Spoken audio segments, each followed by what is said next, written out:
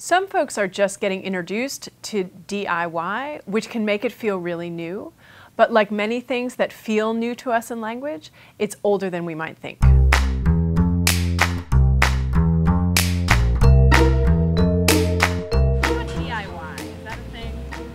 on like Pinterest? Yeah, Pinterest. DIY. I mean, what's DIY? No. I see a lot of DIY things that I use. I see on a lot of internet threads on like BuzzFeed or something like that, there's a lot of DIY projects. I love DIY. The phrase do it yourself goes back to about 1910, according to the Oxford English Dictionary. It starts as an adjective, so a do-it-yourself project or a do-it-yourself model.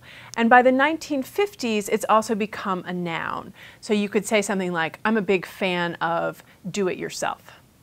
The 1950s, the early 1950s, is also when we see the initialism DIY show up. As I said, it's older than you might think. It comes into the language as both an adjective and a noun.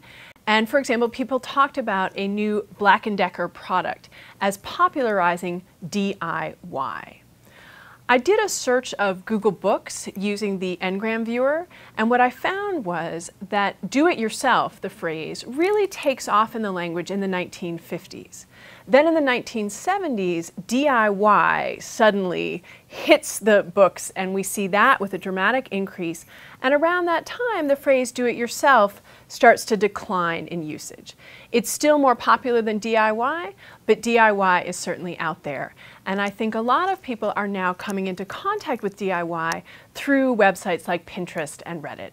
Now, TMI may feel new, and it actually is new. TMI.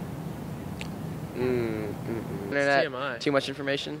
My mom says TMI. It's so funny. Like, she used to spell it out, and then I told her like that there's an abbreviation, so then she started using abbreviation. My mom uses it a lot, so she always goes like TMI if I make like a profanity joke or something, you know. Like, I'm walking around without pants on right now. Like, don't tell me that. TMI. Bro, I want to hear about your night, but that's just TMI for me. I just made a face. Yeah, it turned into a face. It turned into a face.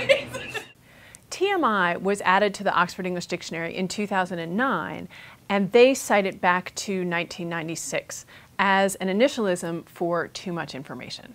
And I do think, I quite like TMI, and I think it needs to come with either some kind of facial expression, it often expresses disapproval or disgust, or a hand motion, like TMI, because really you're trying to stop someone from sharing really what they've already shared and might be about to continue to share. It's worth noting that acronyms or initialisms are a pretty modern phenomenon in the English language. The difference being that acronyms are words that we say as words, so where you take the first letter of each one and say it as a word, like scuba. And initialisms are one where we take each first letter and we still say them as letters, so TMI or FYI, which goes back to 1941.